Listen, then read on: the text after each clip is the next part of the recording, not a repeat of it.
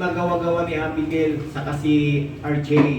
Iba yung alam ni RJ sa alam namin dalawa. At tumawag kami kay Angela at tuturo siya pag ilaro namin, hindi rin pa rin makuha. So, tinawagan ko si John Lee at doon nabuksan namin nila RJ yung ano.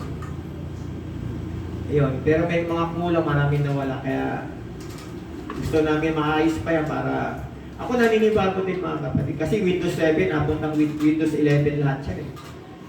So, kung meron kayong mga ano, turuan nyo kami para maayos kayo. Tignan nyo yung ano natin kayo na walang background, no? Hindi, no? Walang background. Nawala pati mga kanta. Okay. Tignan natin ito kung tama ba. Okay.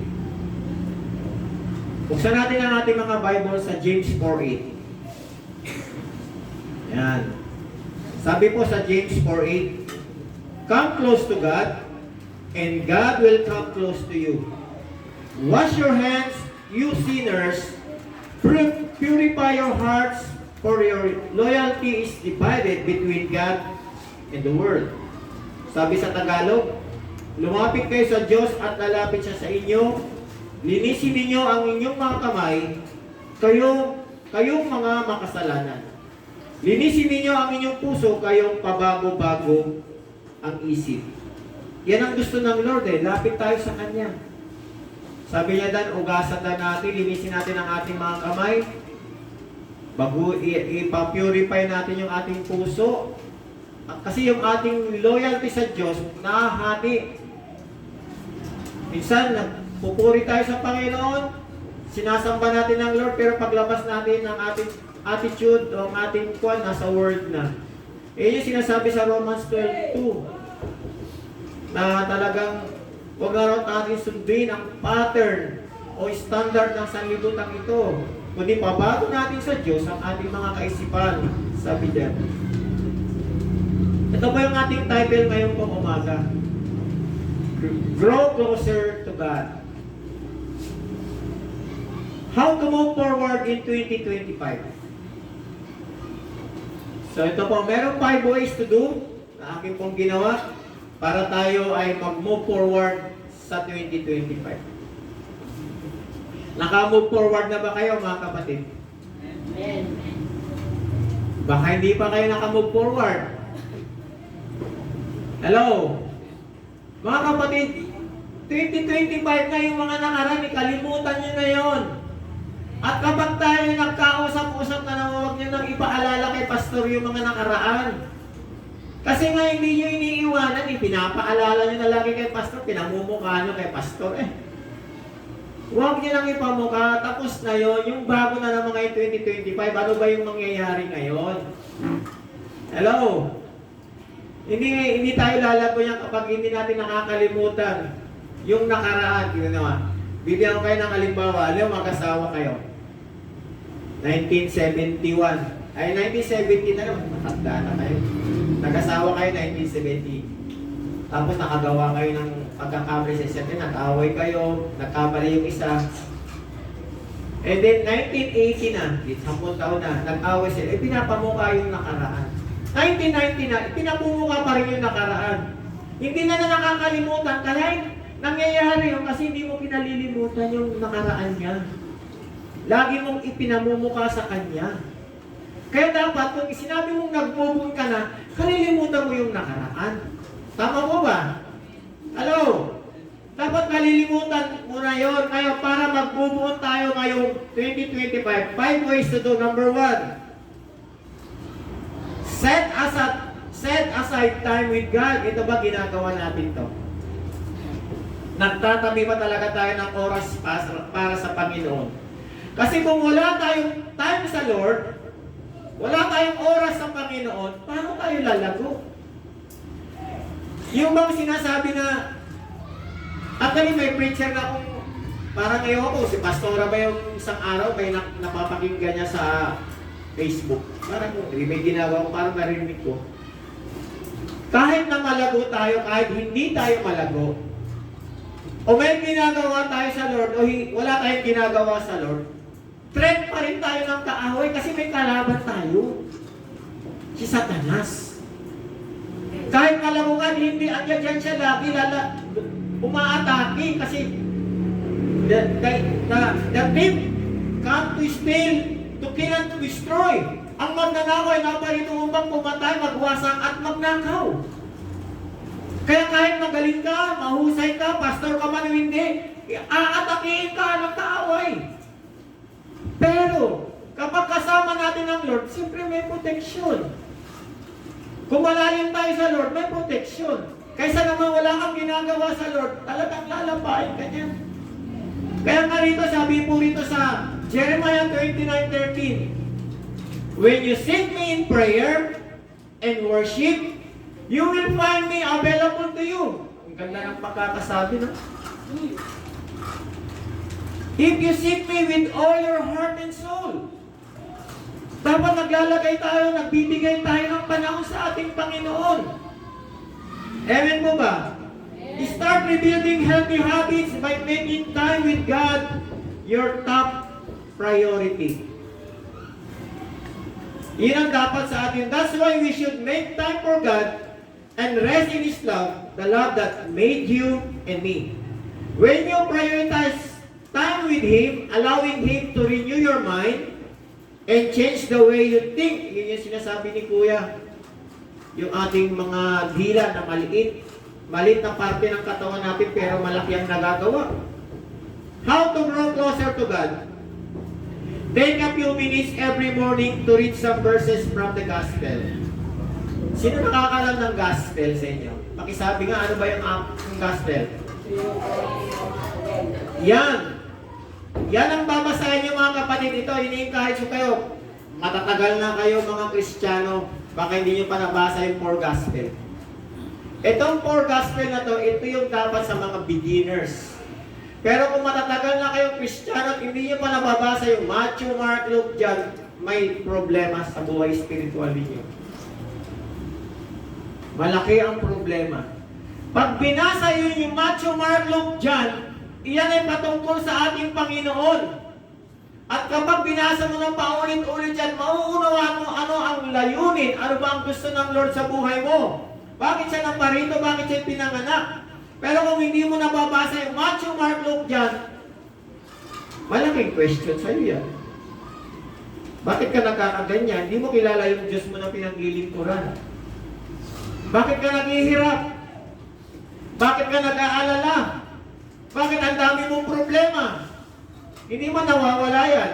Pero ang pangako ng Diyos, sabi niya sa John 10:10, naparito ang magnanakaw upang magnakaw, pumatay at nagwasak.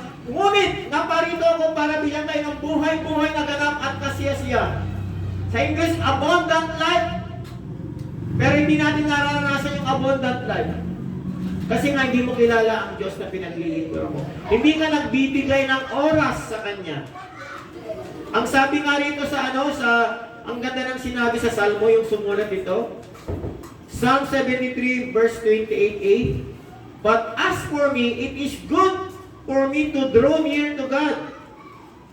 Ngunit ako, minabuti kong maging malapit sa Diyos. Sana ganito yung damdamin natin mga kapatid. Lagi tayong malapit sa Panginoon. Nagbibigay tayo ng panahon, nagbibigay tayo ng oras, naglalaan tayo ng oras sa Kanya. Kung hindi natin ginagawa rito, paano natin siya makakasama sa langit? Wala kang time sa Lord. Hello? Malapit na dumating ang Panginoon. Hindi natin alam kung kailan. Kung inabot pa tayo ng 2013, salamat tayo sa Panginoon. Kung bumalik na ang Panginoon next year, paano? Handa ba tayo mga kapatid? Kung pinaghahanda mo lamang na ikaw ay umaman, iyayakap mo yung salapi, iyayakap mo kayamanan mo, hindi mo madadala yan sa langit. Marami ka mang kaibigan sa mundong ito, hindi mo madadala sa langit. Sarili mo lang madadala mo doon. At yung mga taong dinala mo sa Panginoon na nagpatuloy sa Panginoon, yun yung maisasama sa langit. Paglaan tayo ng oras sa ating Panginoon kung gusto natin lumago ngayong taong 2025. Huwag niyong isipin yung mga bagay, nagtatrabaho tayo, tama yan. Disenyo ng Lord na tayo magtrabaho, ang tamad huwag pakainin. Sabi ng Bible naman. Magtrabaho tayo pero mag-set aside tayo ng oras para sa Panginoon. Amen? Matthew 6:33.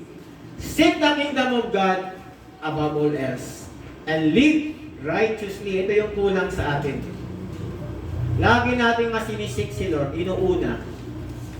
Pero yung live righteously, nagkukulang tayo dyan. And He will give you everything you need.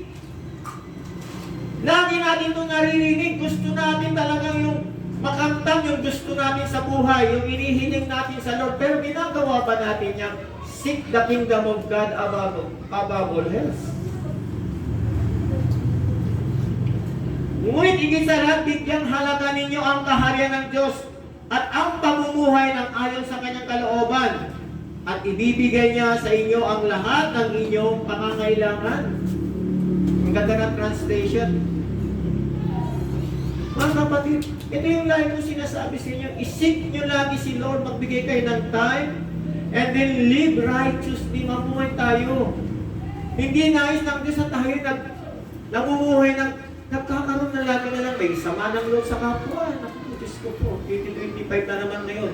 Hindi ko alam kung kinalimutan nyo na yung mga bagay na ngayon yan. O dala-dala pa rin ninyo. Masarap mamuhay ng walang dinadalang sama ng loob, mga kapatid. Yung bang namumuhay ka ng payapa, pag ikaw mo, hindi mo na, alam mo, pag meron kang galit sa isang katao, meron kang sama ng loob, meron kang itinanim sa puso mo sa isang tao, hindi naman nawawala yan sa'yo, hindi. Natutulog ang Diyos, pag naghihiga ka, naiisip mo yan, pag-isip mo, naiisip mo yan. Pag nakita mo yan, lalong naiinis ka dahil nakita mo pa. Kaya nga dapat, tanggalin na natin yung mga kapatid. Ibaw na natin sa limot. Kung meron man tayo nagkakaroon ng diskusyon sa bawat isa, nagkakaroon man tayo ng konfrontasyon, misunderstanding, pero huwag natin tapusin ito ng sama ng loob. Dapat tapos ito ng mapayapa. Dahil tayo ay mga pamilya ng Diyos, magkakapatid tayo. Hindi tayo dapat nagmamataasan. Magaling ako eh. Mali ka eh. Mali ka eh. Ito ginawa mo eh. Hindi tayo dapat nagtitinginan ng kamalian, dapat nagko-correct lang tayo.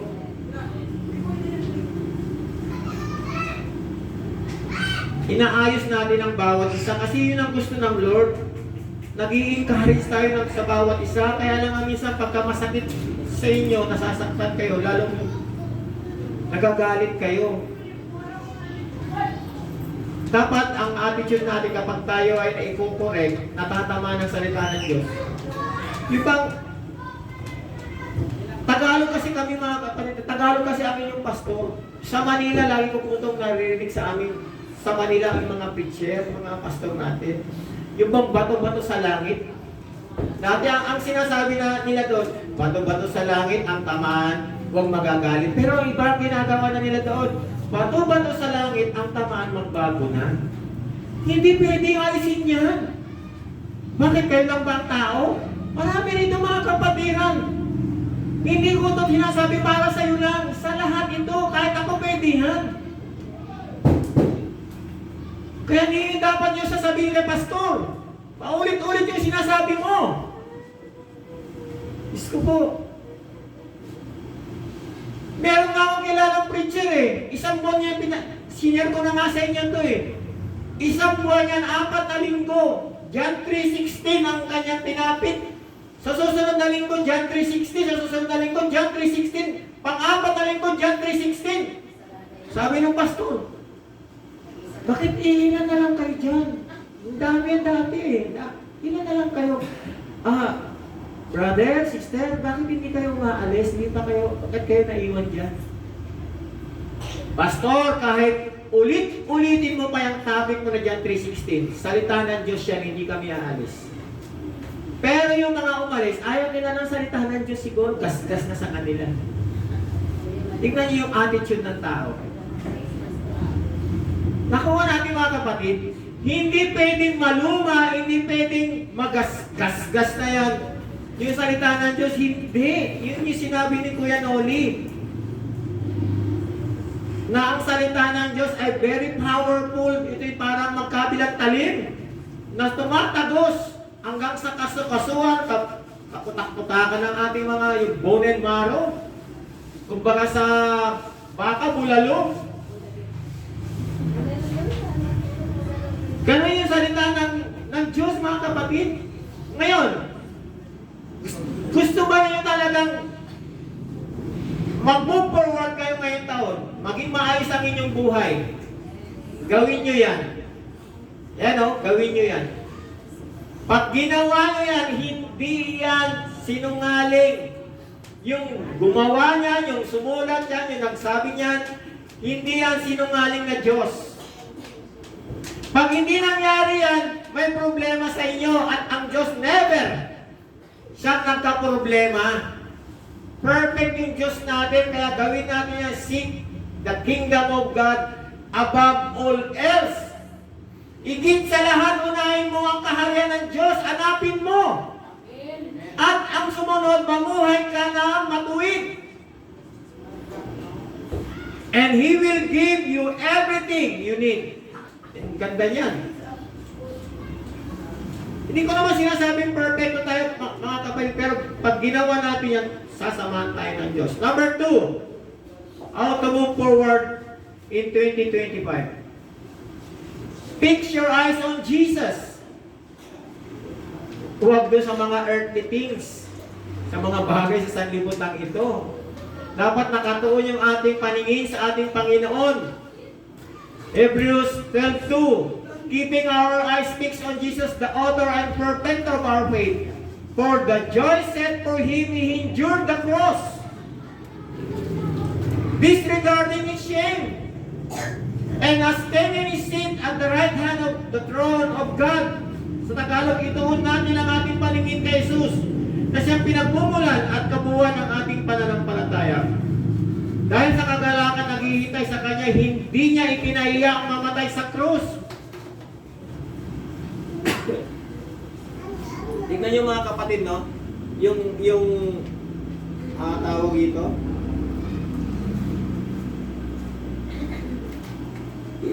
Yung nature ng ating Panginoon, di ba? Yung kanyang pagkakwa. Hindi niya, sabi niya ito, hindi niya ikinahiya ang mamatay sa krus. Hindi niya ikinahiya. Tayo nga na, nakakati ka lang ng konti. Galit na galit ka, ayaw mong mapahiya. Dinidisiplina ka lang, ayaw mong nang nagkagalit ka dahil ayaw mong mapahiya. Hindi ka naman pinapahiya. Pero ang Panginoon natin, walang kasalanan, hindi niya ikinahiya ang mamatay sa krus.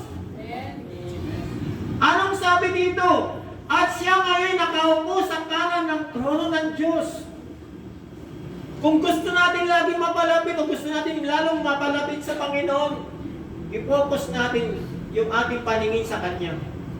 Ituon natin yung ating mga mata sa ating Panginoon. Ano ba yung ginagawa ng Lord? Basahin niyo yung Biblia. Ano ba ang nais ng Lord sa buhay mo? Sa buhay ko? Sa buhay natin lahat. Keeping Jesus at the center of your life will help you lay aside anything that might easily entangle you. Yun yung sinasabi diyan. Eventually, this practice will change the way you live. Pag lagi nating pinopokus yung paningin natin sa Panginoon, yung mga bagay-bagay na nagkakapos sa atin, yung nagpapaano sa atin, mawawala yan.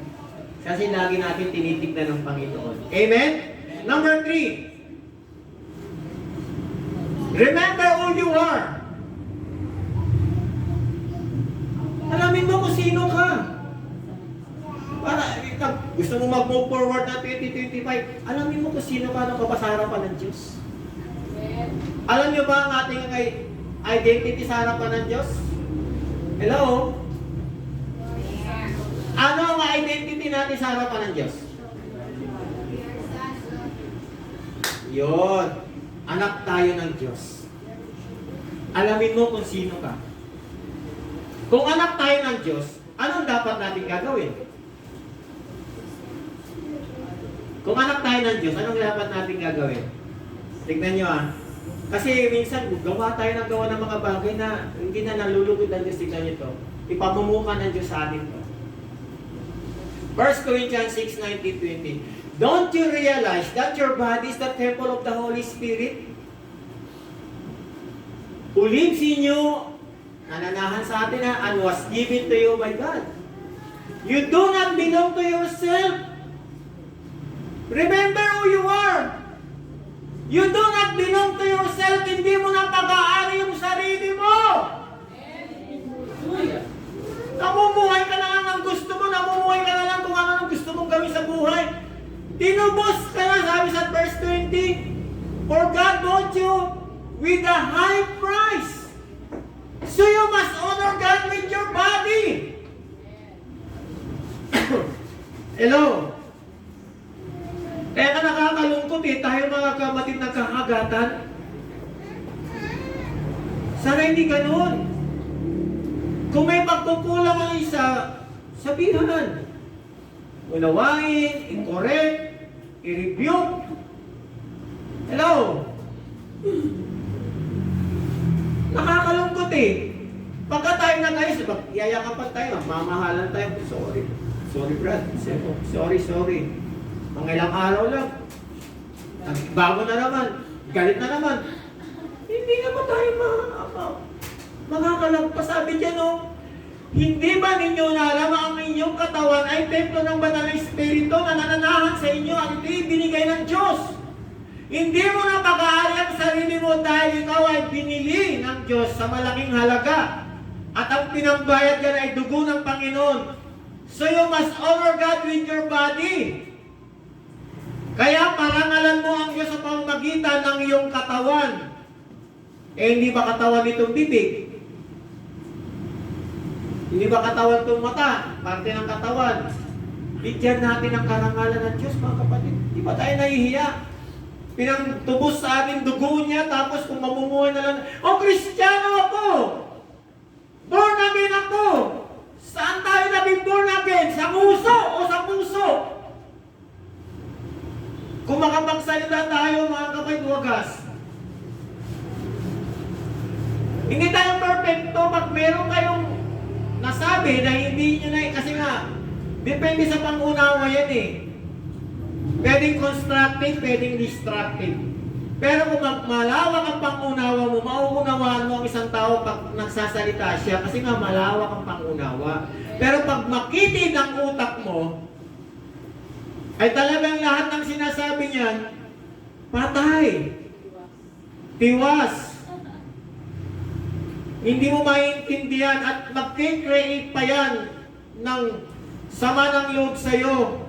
At kung masama ang loob mo, ipapasa mo yan sa isang tao, imbis na yung taong yun, tutulungan ka, nag-create ka ng ganon, troublemaker ka na. Kaya ang isang tao na damay na, ang tingin doon sa isang tao, hindi na rin maganda.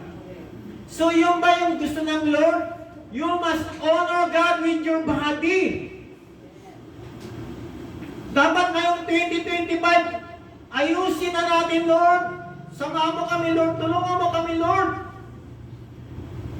Magbigay tayo ng oras sa Kanya para mabago na yung ating mga pananaw. Amen po ba? Amen. Everything you've sacrificed this past year will never compare to the ultimate sacrifice God made for you and me. So when you begin to grow discouraged, remember that God is eternally invested in your life.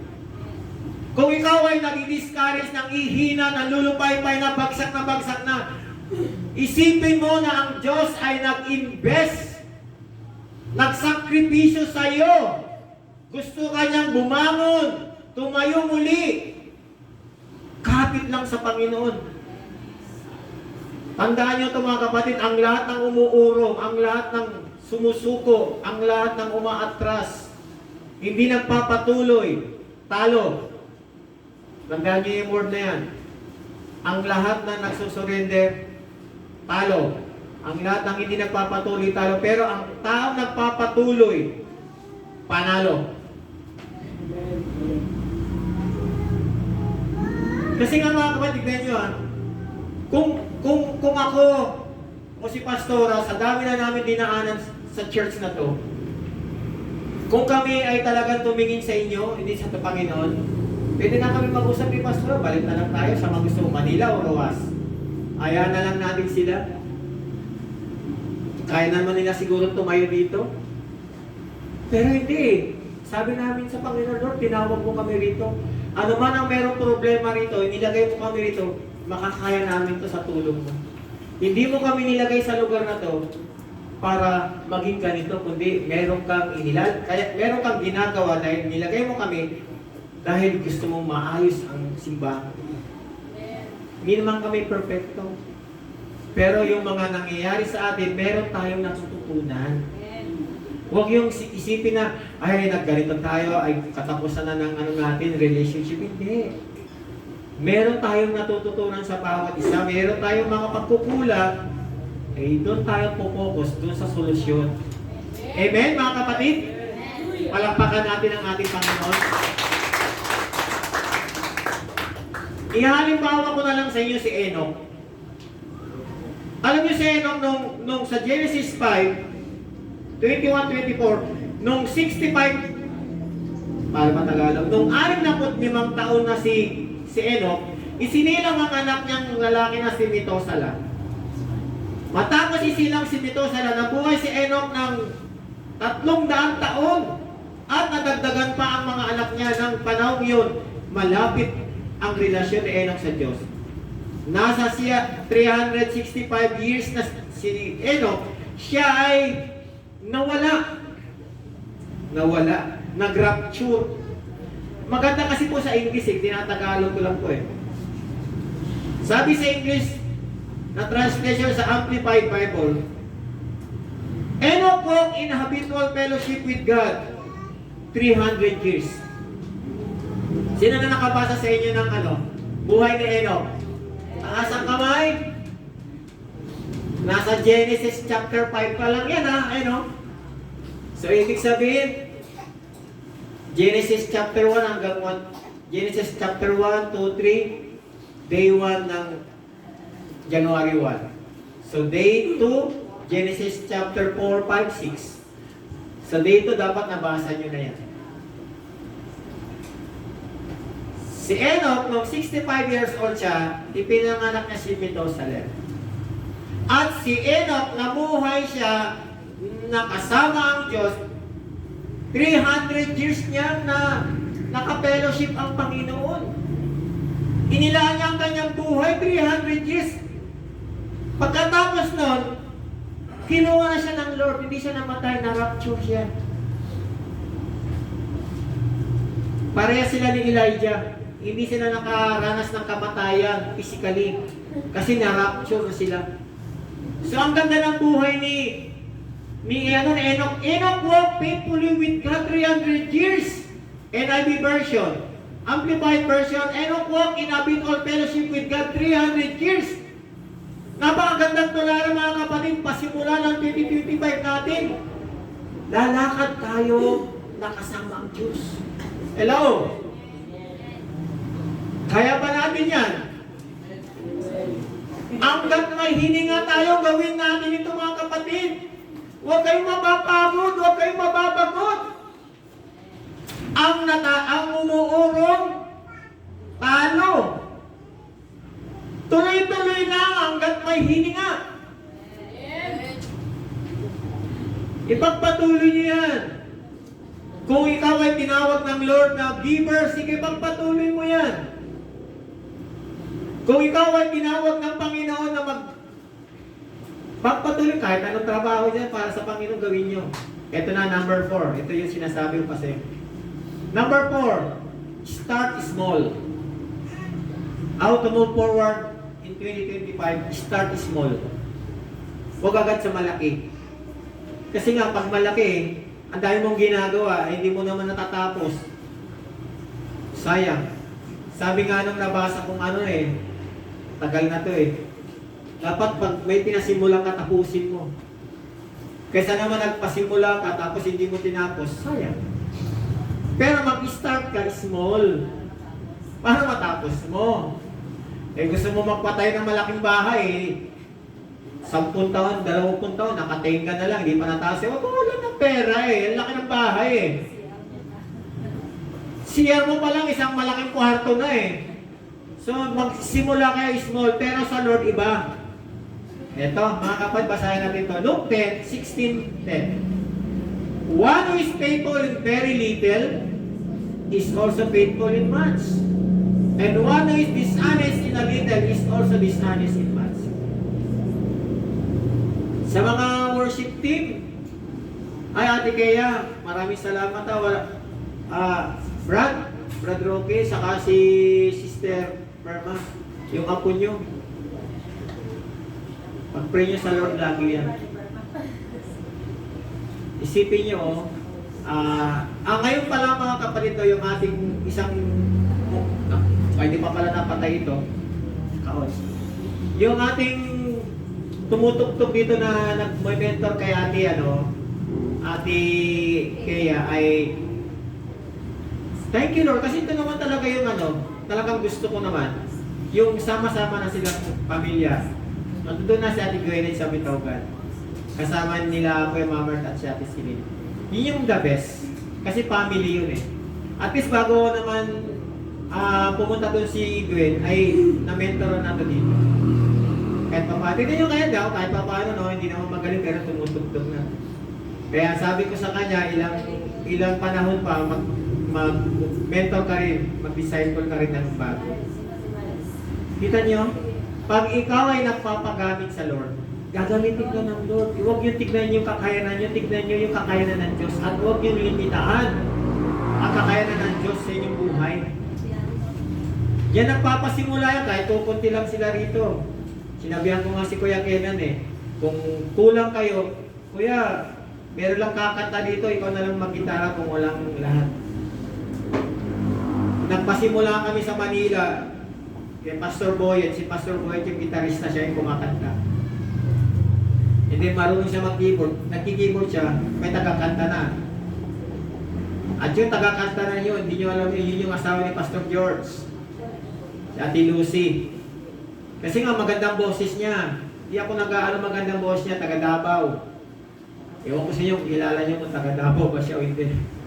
Basta ako kilala ko siya, buong pamilya ni Ate Lucy, dahil yung mga kapatid niya, kami yung nagbautismo, ako rin nagkasal, nag-inom doon sa mga kapatid.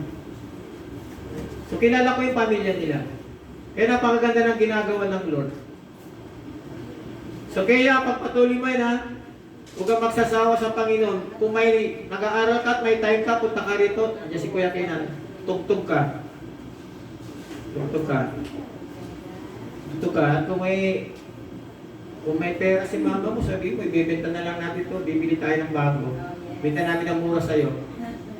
Sabi mo kay mama mo, pwedeng hulugan. Magamit mo lang. Kaya lang iniisip ko yung mga kamay ito, baka ganun na ng ganun, lalang masira. Practice ka na lang dito.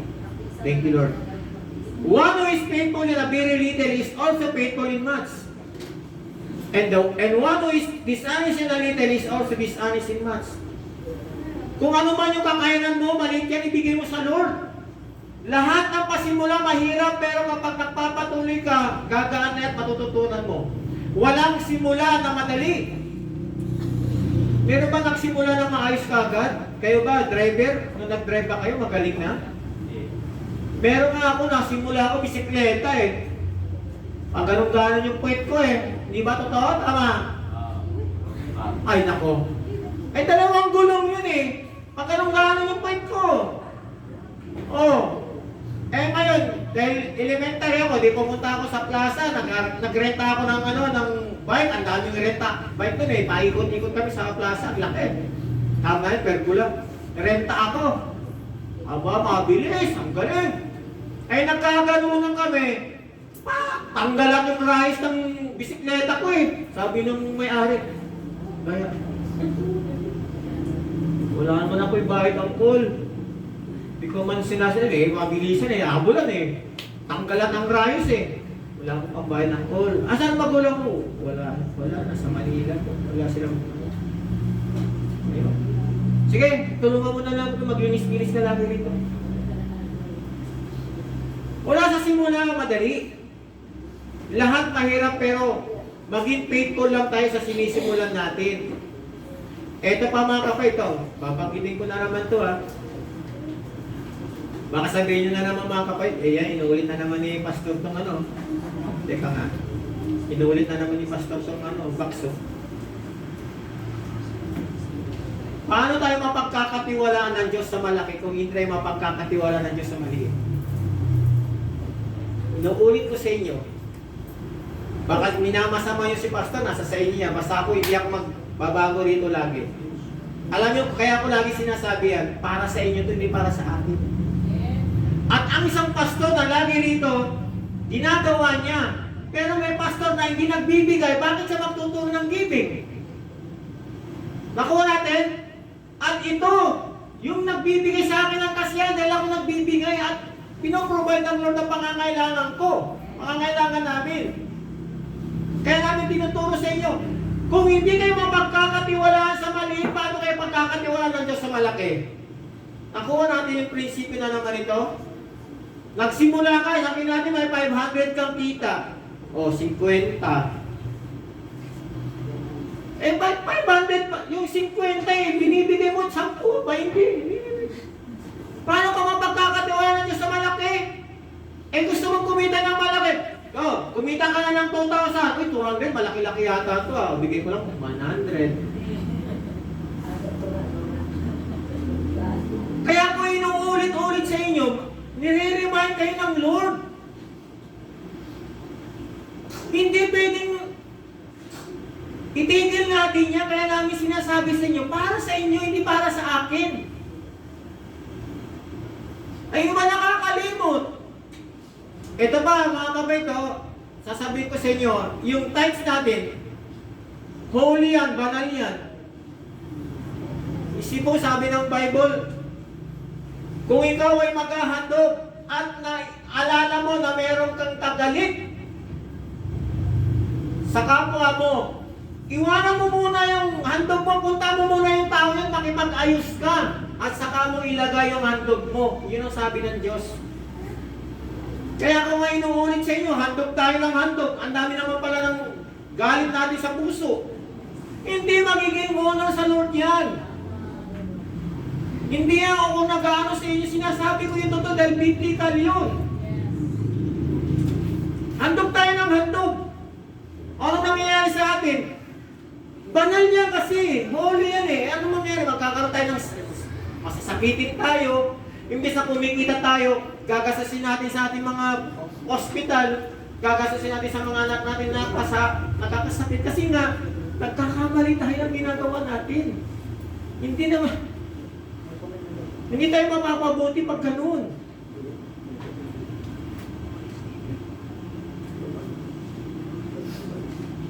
Kaya lagi ko inuulit-ulit sa inyo yan. Biblical po kasi yan eh. At hindi lang kayo, meron mga bago. Hindi nila alam yan. Bago yung mga bago rito. Mga bata, mga bago. Kung kayo hindi na nga namin na ituturo yung first fruit eh. Kami nga nagbibigay kami ni pastor sa mga pastor eh. Unang buwan ng taon, nagbibigay mga pastor dito, ilan yung nabidyan ko siya, ilan din nabidyan niya. Sa Manila, mga pastor natin, nagpe-first fruit kami. Pero yung bumabalik naman in return sa amin, hindi namin nakakalain. Minsan may tumatawag sa akin, Pastor! Magbibigay ako ng first fruit. Teka, baka scam ko ah. Sabi ko, ano bang pangalan mo? Nakalimutan mo ng pastor. Ako yung sa Hong Kong ba? Yung pumunta kayo doon. Gano'n. Okay.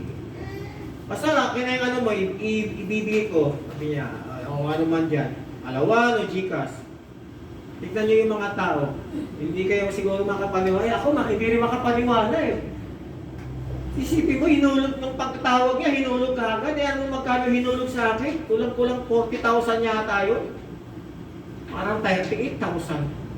Isipin mo, ano yun? Domestic helper sa Hong Kong, mga kuha natin doon, manggagawa natin, mga OFW, pero church natin sa Hong Kong. Nagbigay ng first fruit. Masaya siya. Yan. Yung mga iba rito nagbigay. Si Ate Kim, kung naalala nyo, nagbigay din ng isang buwan na sweldo niya sa akin. Masaya sila dahil yun yung tama eh. Yun yung tama. Pero yung hiniling nila sa Lord natupad. Hindi na natin babanggitin yung ibang mga kapatiran natin. Nandiyan lang sila sa tabi-tabi nyo. First fruit mga yan. Pero tignan nyo, natupad yung kanilang mga pangako. Ay hiniling sa Lord. Growth takes time, so just pick something small you'd like to change and start there. Pili lang ng maliit lang na bagay. Sige, kung meron kang 10 piso, pasimula mo piso. Sa Manila nga, nag-tithing ako, piso talaga eh. As in, wala na akong pera. Dahil wala man akong trabaho nung panahon na ako nag-church. Piso na lang. May subi, nakakaya. Pero hindi ako naiyak kasi piso na lang eh. Hulog sa market. Pag uwi ko, kumakain kami ng tagalan, dumating kami, Tol, kain tayo! Hindi ko yung kapatid ko. Pagkatapos kumain, dumot siya. Sobre. O ano na naman yan, Tol? Sige na, hindi. Hindi, kunin mo, bakit? Naalala mo nung pumunta ka sa bahay, mga ilang buwan na yun, nagpintura kayo? O ano ngayon? Reward ko sa'yo. Binigyan ako ng pera, nakasobre. Alam lang naman yung pangangailangan ko eh. Kaya sinasabi ko sa inyo, ang Diyos hindi siya nauhuli at hindi siya nauuna. Lagi siyang on time. Palakpakan natin ating Panginoon. Kung gusto niyo maranasan ang kabutihan ng Lord, gawin niyo yung pinagagawa niya, makikita niyo yung himala. Mararanasan niyo. Dapat na-experience niyo yung kabutihan ng Lord sa mga ganyan. Siyempre mo, piso na lang ang pera ko. Kumbaga, hindi naman tayo nagsusugal, no? Word lang to ng mga magsusugal, last money, never lost. Tama ba yun sa mga magsusugal? Yung huling pera na lang, last money na, never lost. Yun ang mga word nila. Yung iba naman, tatayan ng luto, pupunta muna sa simbahan. Lord, panalunin mo sana ako. Ay, Diyos ko po. Ginagawa ko na doon nung ano pa ako. Punta ako sa simbahan. Panginoon, patamahin mo ako sa loto. Hindi ako nanalo. Grabe, no? Ginawa pang sugaro lang, Lord. Number 5. Yeah, malapit na ako. Masensya na, malapit na. Wala na. Malapit na. Ayan. Para talaga mag-go forward tayo sa ngayon 2025, invite others to join you. Magpasimula kayo to win soul. Tingnan nyo to. Proverbs 27:17, ang ganda niyan. As iron sharpens iron, so one person sharpens another.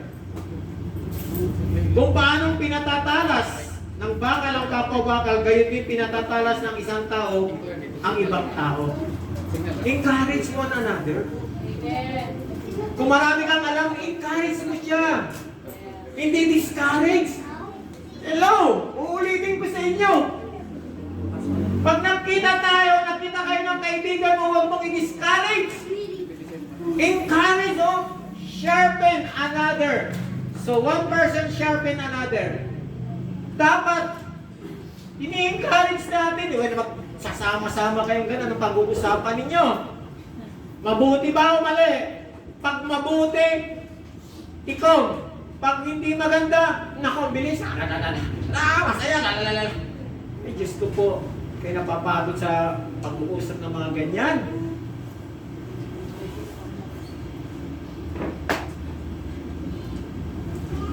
...2025 na, sana nga ngayong taon to matapos natin ito ng maayos. Amen ba? Amen. Nawala na yung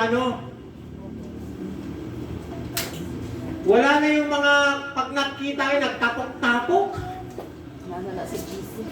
Hindi naman masama mga kapatid yung nagkakampi-kampi. Hindi masama yung nagsasama-sama sa tama. Pero kung nagkakampi-kampi kayo sa mali, lahat kayo mali.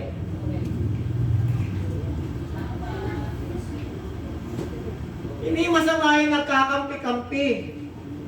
Basta lang nasa tama kayo. Yung unity ba na sinasabi? Unity sa tama. Pero kung unity sa mali, lahat kayo mali. Dahil ang Diyos hindi nagkakamali. Nakikita kayo. Invite trusted friend to join you. Invite people to join you. Invest time to them. Commit yourself. Ito dapat kung gusto mo siyang palakasin, i-commit mo ang sarili mo sa Kanya. Mag-invest ka ng time. Mag-invest ka ng pera. Sama mo sa Jollibee, kahit kayo, kwentuhan kayo, McDo. Encourage mo doon. Palakasin mo siya hanggang sa lumago siya. Pag yun ang ginagawa mo, di maganda, di ba? Use your gifts, your talents. Serving people is serving God. Dito na po ako magko-conclude. Magtatapos na po ako. Meron ako nabasa na ewan ko kung nakita nyo na to, parang na-post ko yata to sa Facebook. At isa lang ang nag-comment doon, nung na-post ko yun, si Pastor Kaloy lang ang nag-comment doon. Sabi niya, tama, sana magbago na tayo sa FB. Ay,